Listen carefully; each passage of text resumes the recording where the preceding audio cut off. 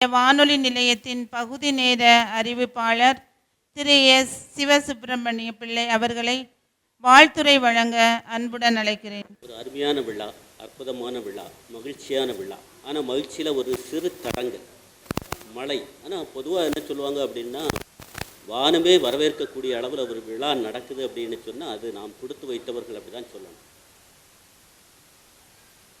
79வது ஆண்டு அற்புதமான விழா கஸ்தூரிபாய் நடுநிலை பள்ளியில் நடக்குது அப்படிங்கும்போது எனக்கு உள்ளுக்குள்ளால் ஒரு கூச்சம், இந்த பள்ளியில் படிக்கக்கூடிய வாய்ப்பை நாம் இழந்துட்டோமே அப்படின்னு. சாதா நண்பர்கள் தேரூர் லைப்ரரியில் கூட விளையாடக்கூடிய நெல்லையில் சொல்லுவாங்க, இன்னைக்கு எனக்கு பேச்சு இருக்குது, பேச்சு போட்டி, வகுப்பறை அளவில் கூட அவங்க பேச்சு போட்டி அப்படிங்கிற வைப்பாங்களாம். அன்பு நண்பர் வீரபுத்திரன் கூட சொல்லுவார், இன்றைக்கி எங்களுக்கு மாணவர் பேச்சு இருக்குது அப்படிம்பார். அப்போ நான் நினைப்பேன், நம்ம இந்த வாய்ப்பை நழுவ விட்டுட்டோமே, இந்த பள்ளியை பயன்படுத்த தவற விட்டுட்டோமே அப்படிங்கிற எண்ணம். இந்த பள்ளி மீது எனக்கு ஒரு பற்றுதல் உண்டு. என்ன காரணம் அப்படின்னா, முன்னாலெல்லாம் குடியரசு தினம், சுதந்திர தினம் அப்படின்னு சொன்னால் தேசத் தலைவர்களை குடும்ப பாங்கோடு அழைக்கக்கூடிய ஒரு பள்ளி உண்டுமானால் அது இந்த கஸ்தூரிபாய் நடுநிலை பள்ளி தான். மகாத்மா காந்திக்கு, காந்தி தாத்தாக்கு ஜே அப்படின்ட்டு ஒரு சத்தம் கேட்கும், நெஹ்ரு மாமாவுக்கு ஜே அப்படின்னு சத்தம் கேட்கும். யாருன்னு அப்படி வீட்டில் இருக்கக்கூடிய நிலையில் வெளியே வந்து பார்த்தோம்னா கஸ்தூரிபாய் பள்ளி மாணவ மாணவிகள் அணிவகுத்து போவாங்க. அது ஒரு அற்புத திருவிழா கோலமாக இருக்கும். அதை பார்க்குறதுக்காகவே நாங்கள் இருப்போம். அப்படி ஒரு நிகழ்வை ஏற்படுத்தின இந்த பள்ளி அறிக்கை வாசிக்கையில் கூட ஒரு கருத்தை தலைமை ஆசிரியை குறிப்பிட்டு பேசினாங்க. என்ன மாதிரியான கருத்தை சொன்னாங்கன்னா, நாங்கள் காலை நேரத்தில் பகவத்கீதையை பற்றி சொல்கிறோம், ஆன்மீக சம்பந்தமாக சொல்கிறோம், தேசிய பற்றுள்ள கருத்துக்களை அடுக்கடுக்காக சொல்லி கொடுக்குறோம், குரானை பற்றி சொல்லி கொடுக்குறோம், பைபிளை பற்றி சொல்லி கொடுக்குறோம். இதுதான் ஒரு பள்ளியினுடைய நிலை உயர்வுக்கு காரணம். எல்லா மதத்தையும் எல்லா இனத்தையும் சமப்பாங்கில் பாவிக்கக்கூடிய ஒரு தன்மை எந்த பள்ளியில் இருக்கோ, எண்ணிக்கை வேணால் குறைவாக இருக்கலாம், ஆனால் படிச்சுட்டு போகக்கூடியவங்க என்றைக்கும் இந்த பள்ளியை அவங்களுடைய வசம் கொண்டு வந்து உயர்நிலைக்கு வந்தாலும் கூட ஞாபகப்படுத்தக்கூடிய தன்மையை ஏற்படுத்தும். அருமையான நிகழ்வு. குத்துவிளக்கேற்றிய ஆசிரியர்கள் அப்படின்னு போட்டிருந்தாலும் கூட, அதாவது குத்து விளக்கேற்றுதல் அப்படிங்கிற நிகழ்வு நடந்தது. ஆசிரியர்கள் அப்படிங்கிற நிலை இருந்தாலும் கூட தலைவர்களை கௌரவப்படுத்தணும், வந்திருக்கக்கூடிய சிறப்பு விருந்தினர்களை கௌரவப்படுத்தணும் அப்படின்னு விளக்கேற்றலில் ஒரு ஈடுபாடு அடைய செய்தாங்க. அப்புறம் அறிக்கை வாசித்தல் அப்படிங்கிறது இந்த பள்ளியினுடைய வளர்ச்சியை வெளிக்காட்டுதான் அமைஞ்சிருந்தது. அப்புறம் நிகழ்ச்சியை தொகுத்து வழங்கிட்டு இருக்கக்கூடிய ஏ மரியபவுலின் ஆசிரியர் கஸ்தூரிபாய் நடுநிலை பள்ளி. அப்புறம் தலைமை உரை அப்படிங்கும்போது அந்த தலைமை உரையில் என்ன கருத்தை பிரதிபலிக்கணுமோ, அதாவது ஒரு வேதாத்திரி மகரிஷியினுடைய ஒரு தத்துவ கருத்தை பிரதிபலித்து யோகா அப்படிங்கிற தன்மை ஒவ்வொருத்தருக்கும் வேணும் அப்படிங்கிற மாதிரி மறைமுகமாக உங்கள்கிட்ட ஒரு ஆலோசனையை சொன்ன மாதிரியான ஒரு கருத்தை பிரதிபலித்தாங்க. அப்புறம் சிவனு சாரை பொறுத்தளவில் ஒரு பள்ளி ஆசிரியர் மாணவர்களுக்கு என்ன மாதிரியான புத்திமதியை சொல்லணுமோ அந்த புத்திமதியை அற்புதமாக எடுத்து சொன்னாங்க. அப்புறம் பரிசு வழங்குதல், நன்றி உரை, இந்த மாதிரியான நிகழ்வுகள் இருந்தாலும் கூட பொதுவாக என்ன சொல்கிறாங்க அப்படின்னா, கல்வி அப்படிங்கிறது நம்மக்கிட்ட இல்லை அப்படின்னு சொன்னால் நம்மளை மற்றவங்க தான் வழி நடத்துவாங்க அப்படிங்கிறாங்க. நம்ம ஒரு 8ஆவதோ 10ஆவதோ படிச்சுட்டு இருந்தோன்னா ஒரு தொழிலுக்கு போகிறோம் அப்படின்னா அந்த முதலாளி என்ன பண்ணுவார், நம்மளை அடிமைப்படுத்தல் தன்மையில் தான் வச்சுருப்பார். ஆனால் நம்ம படித்து ஒரு பெரிய ஆள் ஆகிட்டோம் அப்படின்னா நம்ம நம்மளுடைய நிலையை நம்மளே தேர்வு செய்யக்கூடிய ஒரு தன்மை ஏற்படும். காமராஜர் கூட சில வேளைகளில் குறிப்பிட்டு சில இடங்களில் அழுத்தி சொல்லுவாராம், நான் படிக்கலப்பா, ஆனால் கல்விக்காக நான் நிறைய செய்யணும்னு நினைக்கிறேன். ஏன்னா பிள்ளைகள்லாம் படித்து நல்ல பெரிய ஆளாக வந்துட்டாங்க அப்படின்னு சொன்னால், படிக்காத நான் செய்கிறத விட படித்துட்டாங்க அப்படின்னு சொன்னால் அவங்க எவ்வளோ விஷயங்களை கொண்டு வருவாங்க அப்படிங்கிற மாதிரி சொன்னாங்க. பொதுவாக சச்சின் டெண்டுல்கர் படித்தே இல்லைங்கிறாங்க, காமராஜர் படித்தே இல்லைங்கிறாங்க, ஏன் பில்கேட்ஸ் கூட படித்தது இல்லைங்கிறாங்க. ஆனால் படிக்காதவர்கள் சாதனை படைச்சிருக்காங்க அப்படின்னு நம்ம லிஸ்ட்டை எடுத்தோம்னா குறைவாக தான் இருக்கும். படித்தவங்க அப்படின்னு பார்த்தோம்னா நிறைய இருக்கும். பொதுவாக அந்த காலத்துலலாம் கூட்டு குடும்பம் இருக்கும். கூட்டு குடும்பம் இருந்தால் தைரியம் நமக்கு தன்னால் வரும். ஒரு குடும்பத்தில் ஒரு பிள்ளை படிக்கல அப்படின்னு சொன்னால் தாத்தாவோ ஆச்சியோ வீட்டில் இருந்தால் அவங்களுக்கு புத்திமதி சொல்லுவாங்க, நீ அப்படி இருக்கக்கூடாது, அப்படி போகக்கூடாது. இன்றைக்கி நம்ம என்ன பண்ணிவிட்டோம், குறுகலான சிந்தனைக்கு வந்துட்டோம். தனி குடும்பம் அப்படிங்கிற நிலைக்கு வந்ததுனால அப்பா அம்மா தானே என்ன சொல்லிடுவாங்க அப்படிங்கிற தன்மை இருக்குது. ஆனால் கூட்டு குடும்பமாக இருக்கக்கூடிய நிலையில் அண்ணன் தம்பி ஒரு 5-6 பேர் இருப்பாங்க, அக்கா தங்கச்சி 4 பேர் இருப்பாங்க, அத்தை இருப்பா, மாமா இருக்கா, ஆச்சி இருப்பா, தாத்தா இருப்பா. அப்போ பக்கத்தில் உள்ளவங்க வழிகாட்டக்கூடிய தன்மை இருக்கும். நம்மளை யாராவது சின்ன ஒரு பிரச்சனை ஏற்பட்டாலும் கூட பிரளயம் ஏற்பட்டுரும், அந்த குடும்பம் பெரிய குடும்பம் அப்படிம்பாங்க.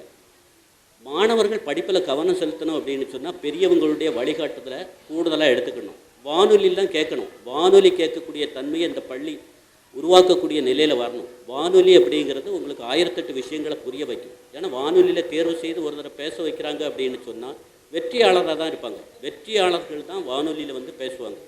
அப்போ அந்த மாதிரி பேசும்போது சில குறிப்புகளை எடுக்கலாம்.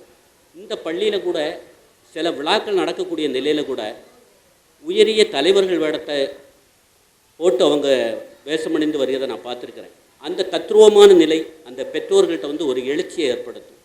பொதுவாக பெற்றோர்கள் அப்படிங்கக்கூடியவங்க சிவனு சார் சொன்ன மாதிரி ஒரு அடைபட்ட நிலைக்கு வந்து குழந்தைகளை கொண்டு வரக்கூடாது. சுதந்திரமாக விட்டுறணும். படி படி படி அப்படின்னு சொல்லக்கூடாது.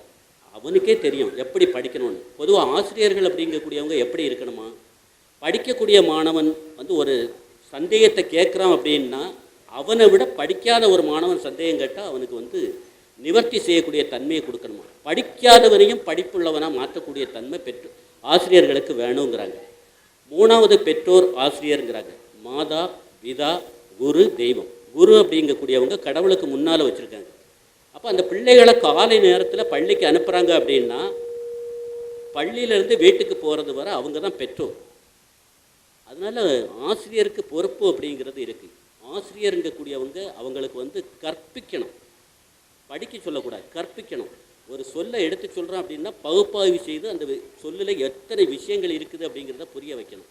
ஒழுக்கத்தை சொல்லிக் கொடுக்கணும், கலாச்சாரத்தை சொல்லிக் கொடுக்கணும், பண்பாட்டை சொல்லிக் கொடுக்கணும், ஒற்றுமையினுடைய தன்மையை சொல்லிக் கொடுக்கணும். மெயினாக இப்போ உள்ள காலகட்டத்தில் ஒழுக்கத்தை சொல்லிக் கொடுக்கணும். தேசப்பற்று அப்படிங்கிறது மறைஞ்சிட்டு வருது. சில மாணவர்கள்ட்டெல்லாம் நம்ம நாடு எதுன்னு கேட்டால் திடீர்னு தமிழ்நாடுன்றவாங்க. அவ்வளோதான், அவங்களுடைய சிந்தனை அப்படி தான் இருக்குது. அப்படி இருக்கக்கூடாது. பாரதம் இந்தியா அப்படிங்கிறத கோடிட்டு சொல்லிக் கொடுக்கணும். ஆனால் எனக்கு இந்த பள்ளிக்கூடத்தில் ஒரே ஒரு கருத்து என்னென்னா, தேசப்பற்ற வலியுறுத்தமாக நாங்கள் நிறைய கருத்துக்களை புரிய வைக்கிறோம் அப்படிங்கிறாங்க. அது ஒரு பெருந்தன்மையான கருத்து.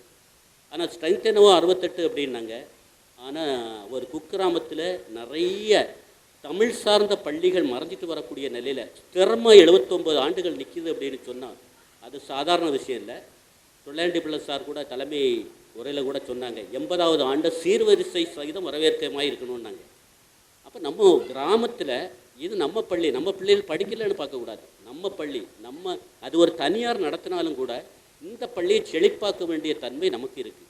படிக்கக்கூடிய பிள்ளைகளை ஊக்கப்படுத்தணும். ஏமக்கா நீ எங்கே படிக்க அப்படின்னு கேட்டோன்னா, கஸ்தூர்பா பள்ளிக்கூடத்தில் அப்படின்னு சொன்னவொடனே, ஏமக்கா நீ நாகர்கோயிலெல்லாம் படிக்கலையா அப்படின்னு குறுகலான எதிர்மறையான சிந்தனையை வந்து அந்த பிள்ளைகள்கிட்ட சொல்லக்கூடாது. 1-2 பிள்ளைகள் படித்து தமிழ் மீடியத்தை, இப்போல்லாம் தெரியும் உங்களுக்கு, தமிழ்நாட்டை பொறுத்தளவில் தமிழ் மீடியத்தில் படித்தா வாய்ப்புகள் பிரகாசமாக இருக்குது. தமிழ் மீடியத்தில் படித்து மருத்துவர் ஆகக்கூடியவங்களும் இருக்காங்க, பொறியாளர் ஆகக்கூடியவங்க இருக்காங்க, விஞ்ஞானி ஆகக்கூடியவங்க இருக்காங்க. அதனால் தமிழ் அப்படின்ன உடனே ஒரு இலக்காரமான நிலை, கிராமப்புற பள்ளி அப்படின்ன உடனே அதை வந்து ஒரு விமர்சிக்கிற தன்மையை மாற்றி அடிமட்டத்திலிருந்து பெரியவங்கள்லாம் வந்து குக்கிராமங்களில் படித்து தான் பெரிய ஆளாக ஆயிருக்காங்க அப்படிங்கிற உத்வேகத்தை ஏற்படுத்த மாதிரி இருக்கணும். பிள்ளைகள் அடுத்த நாள் காலையில் 7 மணிக்கு எந்திரிக்கக்கூடிய பிள்ளை 6:30க்கே எந்திரிச்சு குளித்து நான் பள்ளிக்கூடத்துக்கு போகணுமா அப்படின்னு சொல்லும். அந்த அளவுக்கு ஆசிரியர்கள் பக்குவமாக நடக்கணும். எந்த அளவில் ஆசிரியர்கள் வந்து ஒரு பிம்பத்தை ஏற்படுத்துகிற மாதிரி ஸ்திரமான கருத்துக்களை நிலைப்படுத்துகிறாங்களோ அதை பொறுத்து தான் மாணவர்களுடைய எதிர்காலம். பொதுவாக என்ன சொல்கிறாங்க அப்படின்னா,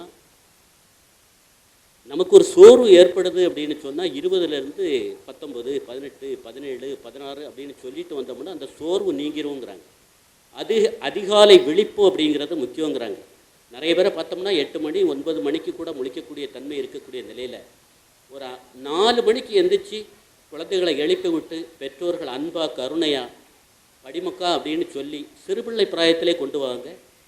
அந்த பிள்ளை வந்து ஒரு கரெக்டாக மேல் படிப்பு வர அந்த நிலையை கடைபிடிச்சிட்டாங்கன்னா தேரூர் கிராமத்தில் திரும்பி பார்க்கக்கூடிய குடும்பத்தில் உள்ள குழந்தை அப்படிங்கிற பேர் எடுக்கக்கூடிய தன்மை ஏற்படும்.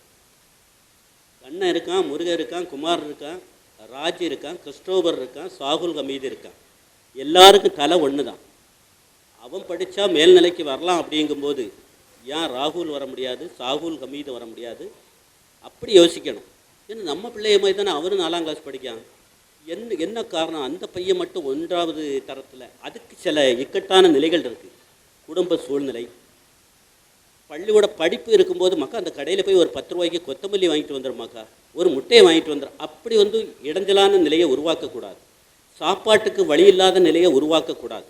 அது பெற்றோர்கிட்ட அந்த குடும்ப தலைவருக்கு பொறுப்பு இருக்கணும். பிள்ளைகளுக்கு வறுமை அப்படின்னா என்னன்னு தெரியாத ஒரு நிலையை உருவாக்கணும்.